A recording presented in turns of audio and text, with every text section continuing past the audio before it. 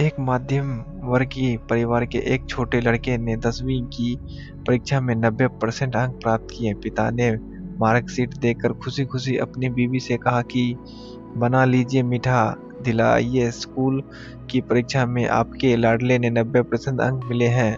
माँ चिकन से दौड़ती हुई आई और खुशी-खुशी बोली, मुझे भी दिखाइए, मुझे भी मेरे लाल की रिजल्ट देखना है। उसी बीच लड़का फटाक से बोलता है, बाबा उसे रिजल्ट कहाँ दिखा रहे हो, क्योंकि वह पढ़ लिख सकती है, वह तो अनपढ़ है।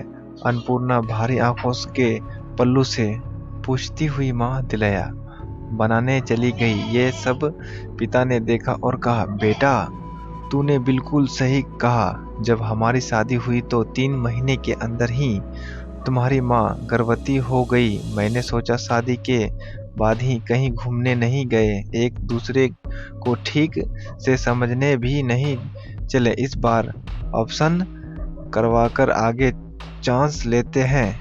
लेकिन तुम्हारी माँ ने जोर देखकर कहा, नहीं, घूमना फिरना और आपस में समझना यह सब कुछ बाद में। फिर तेरा जन्म हुआ, वे अनपढ़ थी ना, तब तू गर्भ में था तो उसे दूध बिल्कुल पसंद नहीं था। उसने तुझे स्वादिष्ट बनाने के लिए हर दिन 9 महीने तक दूध पिलाया, क्योंकि वे अनपढ़ थी ना। तुझे सुबह 7 बजे स्कूल जाना रहता था, इसलिए सुबह 5 बजे उठकर तेरा मनपसंद नाश्ता और डिब्बा बनाती थी, क्योंकि वे अनपढ़ थी ना। जब तुम रात में पढ़ने पढ़ते से सो जाते तो वह आकर तुम्हारी कॉपी और किताब बस्तर में भरकर तुम्हारे बिस्तर पर सुला देती थी। उसके बाद ही सोती थी और रात में बार बार जगकर तुम्हें ओढ़नी से ढकती थी, क्योंकि वो अनपढ़ थी ना।